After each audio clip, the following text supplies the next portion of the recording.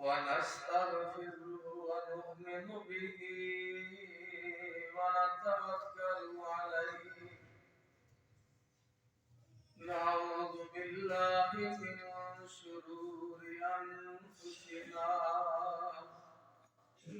ومن سيئات أعمالنا من يهده الله فلا مضل له ومن يضلل فلا هادي له أشهد أن لا إله إلا الله وحده لا شريك له وأشهد أن محمدا عبده ورسوله أما بعد فإن أحسن الكلام كلام الله وخير الهدي هدي محمد صلى الله عليه وسلم وشر الأمور محدثاتها وكل محدثة بدعة وكل بدعة ضلالة وكل ضلالة في النار. اللهم صل على محمد وعلى آل محمد كما صليت على إبراهيم وعلى آل إبراهيم إنك حميد مجيد. اللهم بارك على محمد وعلى آل محمد كما باركت على إبراهيم وعلى آل إبراهيم إنك حميد مجيد. ربي أعوذ بك من همزات الشياطين وأعوذ بك ربي أن يحضرون. يا أيها الذين آمنوا استعينوا بالصبر والصلاة إن الله مع الصابرين. ولا تقولوا لمن يقتل في سبيل الله أموات بل أحياء ولكن لا تشعرون. ولنبلونكم بشيء من الخوف والجوع ونقص من الأموال والأنفس والثمرات وبشر الصابرين الذين إذا أصابتهم مصيبة قالوا إنا لله وإنا إليه راجعون. أولئك عليهم صلوات من ربهم ورحمة وأولئك هم المهتدون. تمام قسم کی حمد و ثنا بڑائی بزرگی عبادات جو ہے وہ اللہ شہنشاہ عالم کی ذات کے لیے خاص ہے، جو ہم سب کا مالک رازق داتا ہے، اور وہ اکیلا ہے، اس کا کوئی شریک نہیں۔ اسی مالک حقیقی نے یہ کائنات کے نظام کو بنایا ہے،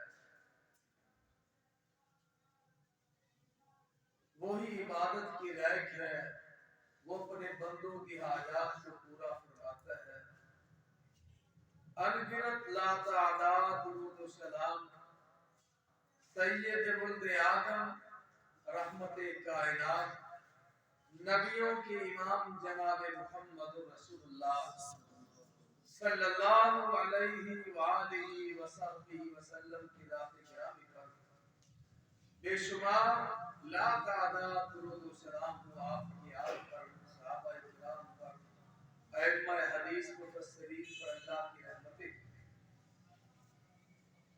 عزیز صاحبو، یہ دنیا عارضی ہے، فانی ہے، ختم ہونے والی ہے۔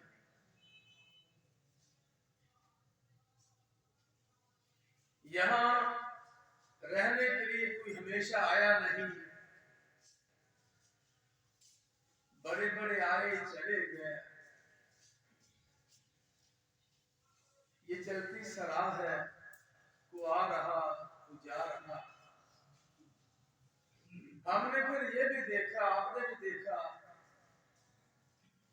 ایک ہی گلی میں، ایک ہی محلے میں، ادھر شادی کی خوشی ہے، ادھر موت کا غم۔ کیا مانا؟ یہ ازل سے ہے اور ازل سے رہے گا، ہمیشہ رہے گا۔ تو رحمت کائنات جناب محمد رسول اللہ صلی اللہ علیہ وسلم کو اللہ رب العالمین نے اپنا آخری رسول پیغمبر بنا کر بھیجا، اور آپ کی زندگی مبارکہ کو ہی اسوہ حسنہ قرار دیا۔ تو عزیز صاحبو، کوئی گوشہ زندگی کا ایسا نہیں، کوئی پہلو ایسا نہیں، زندگی کے ہر شعبے میں رحمت کائنات صلی اللہ علیہ وسلم کی رہنمائی موجود ہے، کوئی ایسا نہیں۔ پچھلے خطبہ جمعہ میں ہم نے یہ بات کی تھی،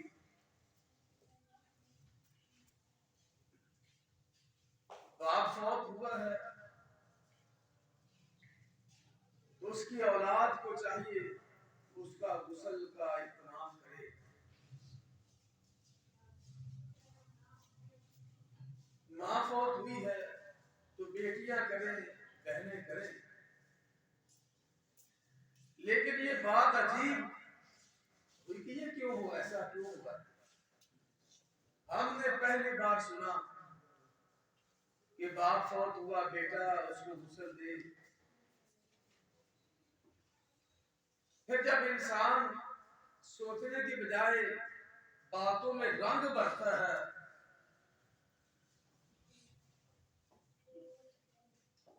دوستو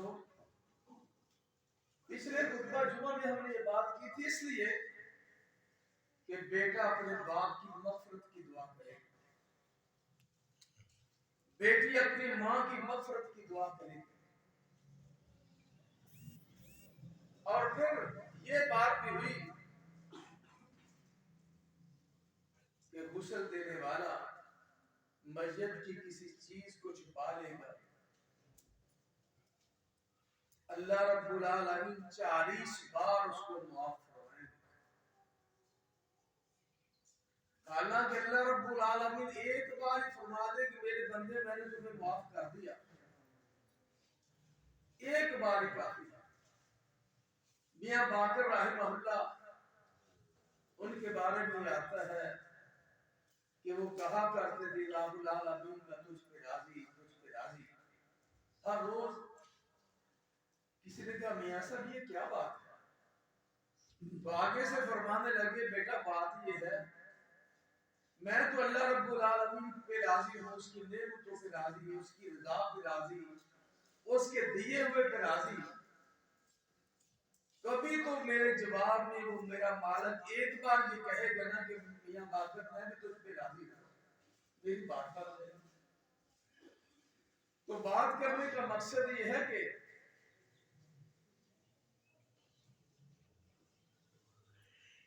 پھر غسل کا طریقہ کیا ہے؟ آج کے مختصر کے اس ٹائم میں غسل کا طریقہ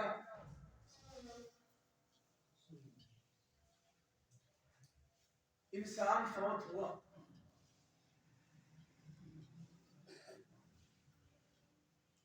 اللہ رب العالمین ہم سب کو وقت اخیر میں کلمہ نصیب فرمائے۔ آدمی نزع کے عالم میں ہے، اس کے پاس جا کر خود بھی کلمہ پڑھو لا الہ الا اللہ، اس کی طبیعت کے مطابق اسے بھی کہو کہ لا الہ الا اللہ کہو۔ فرمایا جس بندے کا آخری کلام لا الہ الا اللہ ہو، اللہ نے اس کو معاف کر دیا۔ لا الہ الا اللہ۔ اب روح اس دنیا سے ختم ہوئی، زندگی میں وہ بہار نہ رہی، تو کیا کام کرنا ہے؟ اس کی آنکھیں بند کی جائیں، اس کا منہ کھلا ہے اس کو بند کیا جائے۔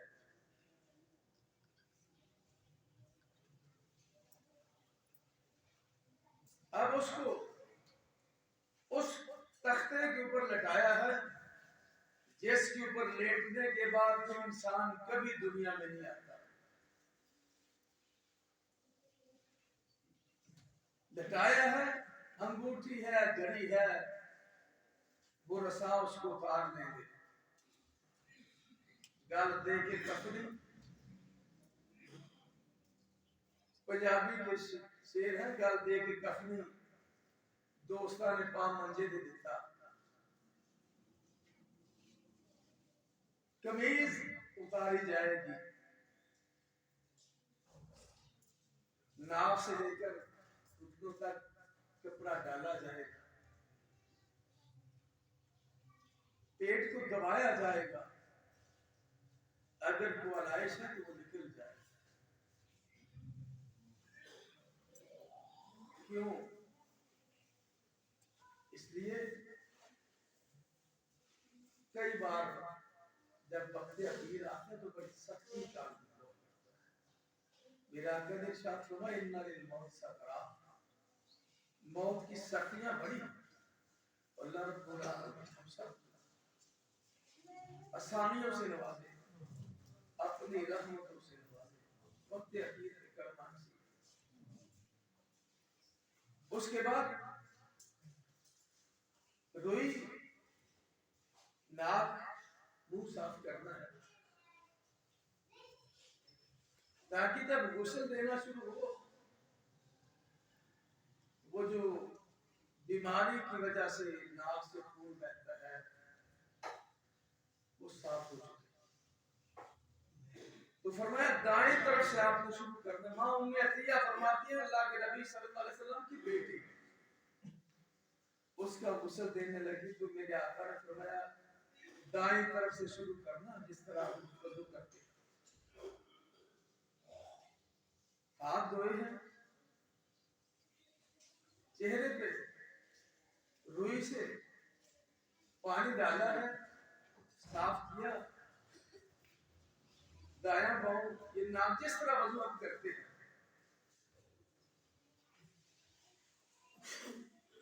پھر بایاں بازو، پھر سر کا مسا کرنا ہے، کانوں میں انگلی ڈالنی ہے، کوئی جگہ خشک نہ رہے، بال خشک نہ رہے،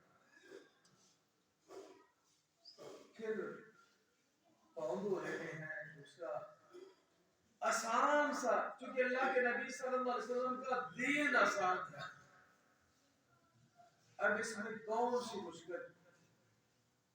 فرمایا پانی گرم کرنا ہے، اس پہ بیری کے پتے ملانے ہیں، لوگ ٹالی دے پتے شروع کرتے ہیں، صرف بیری کے پتے، صابن سے بھی غسل دیا جا سکتا ہے، آخری بار اس میں کافور ملایا جا سکتا ہے۔ یہ کون سا مشکل تھا؟ کون سی یہ تکلیف پائے سے لانا پڑتی تھی؟ میں نے کہا تھا کہ ہم اپنی اولادوں کو یہ سکھائیں، لیکن مذاق اڑایا گیا، میں تو سوئی بھی گل کرنا ہے۔ جب ہم اپنی اولادوں کو سکھائیں گے غسل کا طریقہ، ماں اپنی بیٹی کو سکھائے گی بیٹی غسل اس طریقے سے مجھے دینا ہے، بیٹی کے دل میں نرمی پیدا ہوگی، وہ دعا مانگے گی الہ العالمین میری ماں کو صحت دے، تندرست۔ کیا مطلب؟ ہو سکتا ہے کہ بیٹی کے دل سے بات نکلی ہوئی اللہ قبول فرمائے۔ یہ آدمی کا غسل ہوا، عورت کا فرق صرف یہ ہے کہ سر کے بال کھلے جائیں، پانی 3 بار اچھی طرح بہایا جائے، پھر بالوں کی اس طرح میڈیا کی جاتی ہے کر کے پیچھے لٹکا دی جائے۔ خاوند اپنی بیوی کو غسل دے سکتا ہے، بیوی اپنے خاوند کو غسل دے سکتی ہے۔ اب غسل ہوا، 3 سفید چادریں کپڑے اس پہ لپیٹ دیا، اب لوگ چہرہ دیکھتے ہیں۔ اس کے بعد جلدی کوشش کرنی ہے دفن کرنے کی، جلدی کیوں؟ اس لیے کہ جانے والا نیک تھا تو اپنی منزل کو پائے، اپنے اصلی جنت کے گھر کو پائے۔ اگر اس کے سوا ہے تو پھر جلدی ہو جائے۔ اب غسل دیا، سفید چادریں کفن میں دے دی۔ سیدنا صدیق اکبر نے کہا تھا اپنی بیٹی سے کہ میری بیٹی میرے یہی کپڑے ان کو دھو کر غسل دے دینا، کفن دے دینا۔ ابا جی یہ کیا بات ہے؟ کہا کہ قبر میں کپڑوں کو نہیں دیکھا جائے گا، قبر میں کپڑوں کو نہیں دیکھا جائے گا، وہاں نیک اعمال کو دیکھا جائے گا، وہاں نیکی کو دیکھا جائے گا، کپڑوں کو تو نہیں دیکھا جائے گا۔ کون کہتا ہے؟ جو میرے نبی کا رفیق سفر ہے۔ زندگی کا کوئی سفر ایسا نہیں جو میرے صدیق کے بغیر میرے آقا نے کیا، کوئی۔ اور میرے نبی کی حیات میں نماز مصلی امامت سے کھڑا ہونا، اس کے بعد قبرستان کی طرف چلے۔ ہمارے ہاں یہ کلمہ شہادت پڑھ لو اور اس کا جواب کوئی نہیں دیتا۔ یہاں تو نا آگے سے بات بھی جواب دے، کلمہ شہادت کوئی جواب نہیں دیتا۔ میرے آقا اپنے اصحاب کے جنازے میں قبرستان کی طرف جایا کرتے تھے، یہ آواز نہیں کرتی تھی، یہ آواز نہیں آیا کرتی۔ صحابہ، تابعی، تبع تابعی، سلف صحابی، یہ آواز نہیں آیا کرتی۔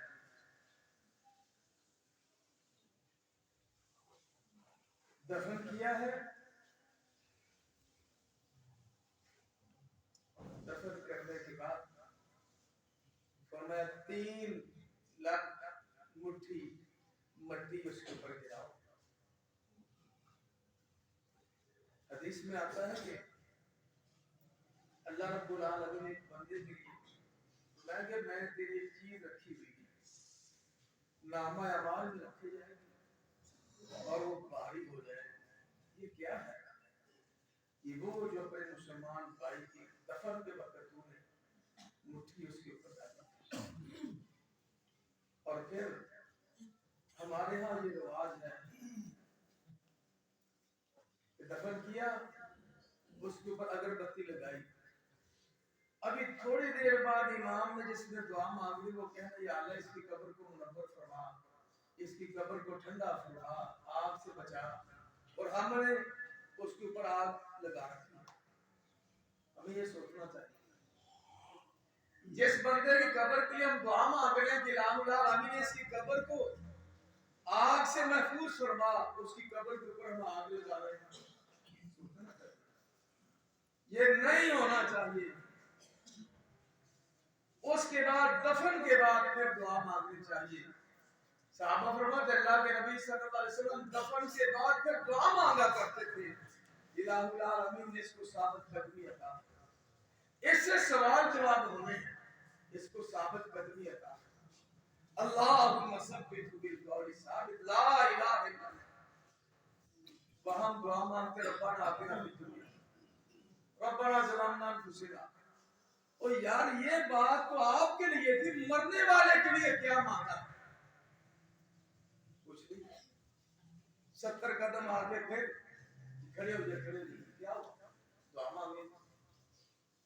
جہاں مانگنی تھی وہاں اپنے لیے مانگ رہا ہے، ربنا آتنا فی الدنیا حسنۃ وفی الآخرۃ حسنۃ. یا اللہ سانو محفوظ فرما، سارے بچے رب اجعلنی مقیم الصلاۃ، تو وہاں مانگ رہا ہے.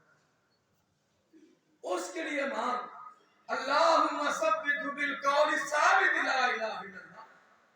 الہ العالمین امین ہمارے اس بھائی کو، ہمارے اس بزرگ کو ثابت قدمی عطا فرما. اس سے سوال ہوں گے، اس سے پوچھا جائے گا، وہ کوئی نہیں. کیوں نہیں؟ اس لیے کہ ہم نے دین کی طرف پلٹ کر دیکھنا بھی گوارا نہیں کیا، بس جیسا بس ٹھیک. حقیقی بات یہ ہے، سچی بات یہ ہے کہ ہم اپنی اولادوں کو نماز جنازہ کی دعا سکھائیں، غسل کا طریقہ اپنی اولادوں کو سکھائیں کہ وہ ہمیں غسل دے. بیٹیاں اپنی ماں کو غسل دے. یقین کیجئے پھر یہ ہوگا کہ ماں جب بیٹی کو سکھائے گی تو بیٹی کے لیے دعا بھی کرے گی. یہ ساری باتیں انسان محروم رہ جاتا ہے. وجہ کیا ہے کہ نہیں، ایک دوست فوت ہوا، اس کے جنازے کا وقت ہے، اولاد کوئی ادھر ہے کوئی ادھر ہے. غسل ابھی بس کرے، غسل دو نا، دیتے کیوں نہیں؟ دیتے ہیں کیوں؟ وہ باہر سے لے کے آئے، وہ غسل دے. اور بہتر خواہ باپ ہے جس کی جائیداد کا تو مالک بننا ہے، اس کو غسل تو خود دے. اس کی چیز کوئی ایسی تو چھپا تاکہ تیرے علم میں ہو کہ میں نے اپنے باپ کو غسل دیا ہے. تو عزیز صاحبو، اللہ رب العالمین ہمیں اپنی رحمت نصیب فرمائے. یہ کوئی مشکل کام نہیں ہے، مشکل والی بات ہی نہیں ہے. جب ہم سیکھیں گے، قرآن کو سکھائیں گے، بات بن جائے گی. اللہ مجھے آپ کو، ہم سب کو دین اسلام کے چلنے والا بنائے اور ہماری اولادوں کو ہمارے لیے صدقہ جاریہ بنائے. صدقہ جاریہ تب بنے گا جب ہم اپنی اولادوں کو مسجد میں لائیں گے. جو آدمی اپنی اولاد کو مسجد میں نہیں لے کے آتا وہ کبھی بھی صدقہ جاریہ نہیں بنے گا، کبھی نہیں بنے گا، کبھی نہیں بنے گا. جو اپنی اولاد کو مسجد میں لے کے نہیں آتا وہ صدقہ جاریہ نہیں بنے گا، وہ کرائے کا بن جائے گا. دوستو بات کڑوی ہے. اپنی اولادوں کو ہم نماز بنائیں، نمازی بنائیں اور مسجد میں لائیں. ایک مسجد کا نمازی، ایک برادری کا نمازی، اور ایک وہ آدمی جیسے ہم امیدیں باندھ رکھتے ہیں، وہ کبھی آپ کی نماز جنازہ میں دعا نہیں پڑے گا. وہ بے صبر آدمی ہوگا. دیکھ کر تھی انہیں پتہ ہی نہیں کہ وہ کام ہی کریے گا. دوستا جس کی نماز جنازہ کے لیے آیا ہے تو اس کا ہمدرد تھا، تو اس کا خیر خواہ تھا، تجھے صدمہ ہونا چاہیے تھا. اللہ رب العالمین ہمیں اپنی رحمت نصیب فرمائے، ہمارے بیماروں کو نشفا. الحمدللہ الحمدللہ نحمده ونستعینه ونستغفره ونؤمن به ونتوکل علیہ. اللهم صل علی محمد وعلى آل محمد وبارک وسلم وصلی علیہ. زندگی کا ایک وقت ہے، وہ انسان جب پورا کرتا ہے تو اس دنیا کو چھوڑ جاتا ہے. ہمارے بڑے مخلص، بڑے اچھے اور نیک انسان 20 سال کے لگ بھگ مجھے ایسا ہو جاتا تو میں نے اس آدمی کی خیر دیکھی ہے. حاجی حسن اختر صاحب، وہ ایک روز پہلے اللہ کے پیارے ہوئے. اللہ ان کی مغفرت فرمائے، درجے بلند فرمائے، قبر کو اللہ منور فرمائے، قبر کی سختیوں سے اللہ محفوظ۔ اور یہاں ایک بات کہ جب انسان کا جہاں سانس ختم ہوتا ہے انسان نے وہاں پہنچ جاتا ہے۔ حالانکہ ہمارے بزرگ بیمار تھے، لیٹے ہوئے، لیکن اللہ رب العالمین نے جہاں سانس کا آمد و رفت ختم کر دی انسان وہاں پہنچ جاتا ہے۔ اللہ رب العالمین ہمارے بزرگ کی مغفرت فرمائے۔ ہم نماز کے بعد ان کی مغفرت کی دعا کریں گے۔ تمام دوست احباب بیٹھے ان کی مغفرت کی دعا کریں۔ اسی طرح ہمارے ڈاکٹر عارف صاحب بیمار ہیں، ماسٹر محمد علی صاحب بیمار ہیں، سر فروغ صاحب بیمار تھے، مولانا آصف صاحب کے والد محترم تشریف لائے ہیں۔ جو دوست آئے ہیں بیمار اللہ ان کو شفا عطا فرمائے، جو نہیں آئے اللہ ان کو بھی شفا عطا فرمائے۔ ابھی فون ایک آدمی نے کیا تو میرے بچے چھوٹے ڈینگی ہوا ہے، اللہ اس کو بھی شفا عطا فرمائے۔